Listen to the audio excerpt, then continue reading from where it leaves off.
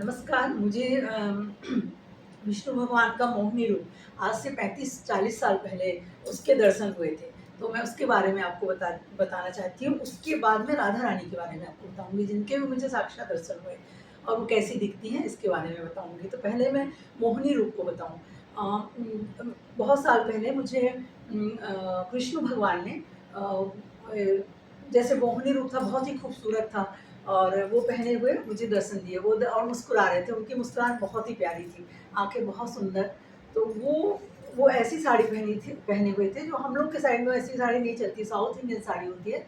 उसमें गहरा गुलाबी रंग और कांजीवरम, उसके जो पाड़ होता है वो हरे रंग का। इस तरह से भगवान उसको पहने हुए थे और जिस जगह पे खड़े हुए थे और वो जगह मुझे दिखी।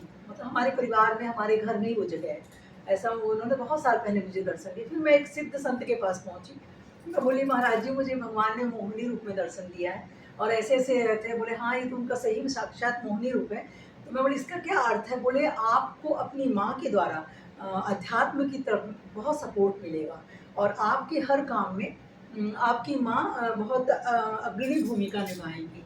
तो ये तो सही बात है कि पूजा-पाठ ये सब मैंने माँ का ही सीखा और माँ का आपका आशीर्वाद बहुत रहेगा। उसकी वजह से जो उनके पास जो आशीर्वाद है वो सबको मिलेंगे, आपको मिलेंगे। बोले, ठीक है, वो बात हुई। फिर उसके बाद क्या हुआ कि इसकी भी एक कहानी है। कहानी ये है कि जब भगवान विष्णु ने मोहिनी रूप धारण किया, तो 33 करोड़ देवी-देवता सब कोई उनके ऊपर आकृष्ट हो गए। वो इतने सुंदर दिख रहे थे कि किसी के मन में ये नहीं लग रहा था कि लगता था ये इतनी सुंदर स्त्री है, ये हमको मिल जाए, हमको मिल जाए। सबके मन में ये था। तो वो अपना घूम रहे थे। फिर उसके बाद वहाँ से वृंदावन पहुँचे, वृंदावन में घूमे, 33 करोड़ देवी-देवता उनके आस-पास घूमना चालू किए। और लेकिन सूर्य भगवान बस ऐसे थे कि जो उनके उनके मोहिनी रूप में आकृष्ट नहीं हुए। उनके मन में ये आया कि यदि ये इतनी सुंदर स्त्री है, इतनी सुंदर है, तो ये मेरे घर में पुत्री रूप में जन्म ले और मैं इसको पुत्री मानूँ, ये मेरी मतलब मेरा ही अंश हो, ऐसा। तो उसके बाद माँ का जन्म हुआ। उन्होंने कल्पना की कि उन्होंने सोचा, उन्होंने विनय किया, विनय किया भगवान से हाँ, प्रार्थना ये की। कृष्ण, ये वास्तव में सूर्य का ही अंश है। नहीं, मतलब उन्होंने विनय की कि अपने आप कैसे क्या हो। सूर्य भगवान ने उनसे विनय की। हाँ, विनय की चाहते थे ना कि वो, और बाकी देवी-देवता भी समझ गए। उसके बाद में फिर ब्रह्मा जी के पास पहुँचे। तो ब्रह्मा जी, वो इतनी सुंदर थी, जब अपने विष्णु भगवान मोहिनी रूप में थे, इवन इवन जो वृषभानु जी, वो भी पूजा-पाठ करना छोड़ दिए। उन्हीं के का चिंतन करने लगे। तो वहाँ पे फिर सभी देवी-देवता पहुँचे कि भाई यहाँ पे तो पूजा-पाठ भी सब बंद हो रहा है, सब इन्हीं के इर्द-गिर्द चक्कर लगा रहे हैं। तो वो ब्रह्मा जी के पास पहुँचे। फिर ब्रह्मा जी ने सूर्य से कहा कि आपकी मनोभावना इतनी अच्छी है, तो मैं ये चाहता हूँ कि आप अपना अंश दें और आपके घर में ये जो बच्ची है वो जन्म ले। तो वो है राधा रानी। अच्छा, और भोले बाबा का भी तो बता रहे थे आपकी पार्वती और भोले बाबा जी बैठे नहीं, थे। वो तो जब वो समाधिस्थ थे, शंकर जी, कहानी जो है, तो वहाँ पे वो मुस्कुरा रहे थे।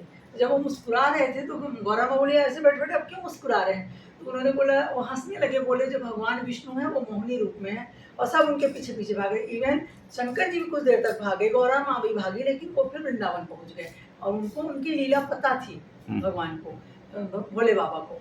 फिर उसके बाद वो जो ये ब्रह्मा जी के पास गए, ब्रह्मा जी ने उनको कहा कि भाई आप अपना अंश दीजिए और जिसके कारण इनका ये आपके घर में पुत्री रूप में जन्म ले। और ये भी कहते हैं कि जो माँ का जन्म हुआ है वो 4:40 से सुबह तक हुआ है, सुबह भोर में हुआ है। 4:40 का इनका टाइम है और उसी समय क्या होता है, जो सूर्य होता है अपनी लालिमा लिए जाता है जाते-जाते और आगे को बढ़ता है।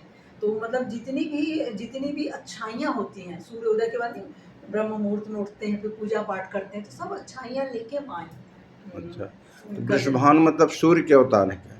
वृषभानु नहीं, सूर्य का अंश ही था जो इनके घर में जन्म ली, राधा रानी। मगर वृषभानु इनके पिता कहलाए, उनके घर में जन्म लिया। और जन्म भी कुछ किंवदंतियां हैं, कई लोग बोलते हैं कि ये नहीं, तो कमल के फूल जब में। सूर्य ने अपनी बेटी के रूप में माना, मतलब वृषभानु सूर्य थे। हाँ, हाँ, वृषभानु वृषभानु का सूर्य का ही रूप रहे होंगे, हाँ, हो सकता है। तभी ना बेटी सब कहलाई। किंवदंतियाँ बहुत सारी, क्योंकि फिर बोले कि उनको कमल के फूल में खूब ज़्यादा प्रकाश हो रहा था और वहाँ पे फिर इनको मिली। तो इसके बारे में बहुत ज़्यादा नहीं कि ये कमल के फूल में पुष्प मिली, लेकिन ये सूर्य की पुत्री थी और विषभानु के घर में फिर ये आई और वहाँ पे भी वो जब आई तो नारद जी को पता चला कि माँ जन्म ली हैं और हम लोग जाके दर्शन करें। ऐसे कोई किसी के घर में तो जा घुस नहीं सकता। फिर वो घूमते रहे, फिर पता नहीं वो सोने के पालने में माँ लेटी थी लेकिन आँखें बंद थी। तो सब कोई आश्चर्य कर रहे थे, नारद जी को भी देख के नारद जी को किसी तरह उनके घर में प्रवेश मिला। तो सोचिए माँ मुझे देखे, वो नहीं देखी। बहुत परेशान थे सभी कोई के देखे, फिर नंद बाबा लोगों को पता चला। और इनकी माँ का नाम कीर्ति था, विश्वभानु पिता और माँ का नाम कीर्ति था। और उधर नंद बाबा अपने लाला को लेके और उनके पिता यशोदा के साथ वहाँ पहुँचे। और क्या कहते हैं, तो जब वो देखे, तो जब वो कृष्ण को देखी 5 साल के पन्ना के पास जब पहुँचे, तब वो आँख खुली ऐसा। तो इस प्रकार राधा रानी बहुत खूबसूरत, बहुत सुंदर और सूर्य पुत्री हैं, इसीलिए इनमें इतना ज़्यादा तेज है। और इनकी मतलब इनके चेहरे पे भी बहुत ज़्यादा तेज था क्योंकि सूर्य का अंश है ये। और इस तरह राधा रानी का जन्म हुआ। और फिर इनको जैसे कहते हैं कि फिर बरसाना में ही बहुत ज़्यादा इनका समय गुजरा।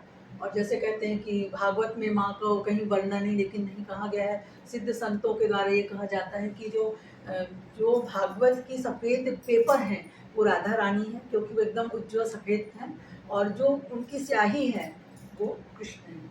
अच्छा, लेकिन जैसे भगवान का ही रूप राधा रानी भी हैं, हाँ, भगवान का ही रूप कृष्ण भगवान अपने भी ही हैं, रूप में तो मोहित हो गए थे। तो वही दो चीज़ है कि तो उदंतिया दोनों बहुत पति पत्नी कैसे हो गए? पति पत्नी कहाँ थे, प्रेमिका थे, अच्छा, पति पत्नी प्रेम, कभी नहीं। हाँ, नहीं हुए। और मतलब एक ही स्वरूप कहलाए वो किंवदंतियाँ, तो। हाँ, किंवदंतियों में ये भी कहा गया है कि कृष्ण भगवान पूरा श्रृंगार किए और अपने ही रूप में वो हो गए, अपने ही रूप में मोहित हो अपने गए, तो रूप में वो राधा मोहित हो गए, कहलाए। उनको तो स्वयं का रूप है हाँ, उनका। उनका स्वयं का रूप है। तो हम्म। ये राधा उनकी प्रेयसी हैं, प्रेयसी माना गया है। और उनके हर चीज़ में हमेशा साथ रही, क्योंकि जो उनके उनके पास में सूर्य की ही ओज था। और उसके ओज के कारण भगवान की सुंदरता और बढ़ी। नीला, जो भगवान का नीला वर्ण था, तो राधा रानी के ओज से, सूर्य की पुत्री होने की वजह से, सूर्य का अंश होने की वजह से इनका ओज और बढ़ा कृष्ण भगवान का। लेकिन वो कभी पति पत्नी की उदंतियाँ तो कुछ भी कहती है, लेकिन उनकी प्रेयसी रही, उनको हमेशा आगे ही बढ़ाई और उनके लिए बहुत त्याग भी किया उन्होंने। तो ये थी, मतलब ये राधा रानी है। और मोहिनी रूप तो मैंने बता ही दिया है कि मोहिनी रूप था उनका। और हाँ, फिर मैंने मुझे एक चीज़ और बताना है कि फिर मेरे संत ने, जो मुझे ब्रह्म आके बोलते हैं, मैं तुम्हारी राधा रानी का वास्तविक स्वरूप को दर्शन कराऊंगा। तो मैं सोचती रही 1-2 महीना।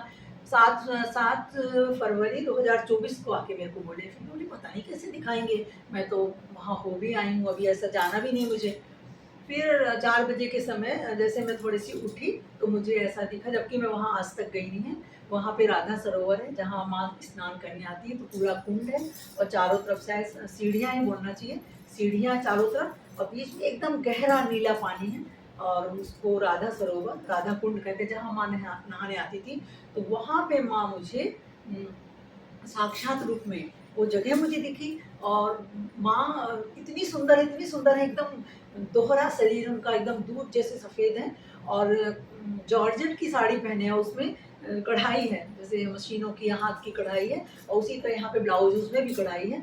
और माँ दिखी और नहा रही है। और कैसे नहा रही है, ऊपर से कलश है, सोने का ही होगा उनका कलश, तो उसमें से दूध की धारा बह रही है और वो हवा में लटका हुआ है।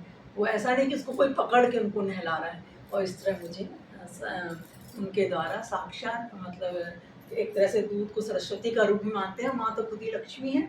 तो मुझे इस तरह सरस्वती और लक्ष्मी दोनों का और माँ का दर्शन करने का सौभाग्य मिला। और जो वो बोल के गए थे कि मैं तुम्हें राधा के वास्तविक स्वरूप का दर्शन कराऊंगा, तो मुझे मिला। और भगवान करे माँ की आशीर्वाद हमेशा मेरे पास रहे। और समय समय पे माँ मुझे आके बहुत सारी चीज़ें भी दिखाती हैं। जैसे मुझे कई बार वहाँ के रास क्रीड़ा का मुझे दर्शन हुआ है। और वहाँ पे हर गोपी के साथ कृष्ण है, ऐसा दिखता है। और राधा रानी बीच में उनके साथ है। फिर माखन चोर ने मुझे ये भी बताया कि मेरे दिल में राधा है और राधा हमेशा मेरे साथ। मैं ऐसी, मेरी ठिठोलियाँ करने की आदत है लाला से, तो मैं बोलती क्यों लाला, तुम्हारी राधा रानी तो यहाँ बैठी हुई है, तुम किसके साथ रास रचाते हो। तो फिर उन्होंने मुझे दिखाया कि मेरे मेरे दिल में राधा है और हर जगह मतलब मेरे साथ राधा रहती है। और ऐसा नहीं है कि रासलीला में हर गोपी के साथ भी कृष्ण रहते हैं और राधा तो उनके दिल में है। और मुझे ऐसा लगता है कि जितने भी अपने भगवान हैं, उनके दिल में उनकी अर्धांगिनी रहती है। ऐसे मुझे रामचंद्र जी भगवान ने भी बताया था, और हमेशा अकेले दिखे वो भी मुझे। और वजह यही है कि वो उन सबके दिल में, हृदय में उनकी पत्नियों का वास रहता है। राधे राधे।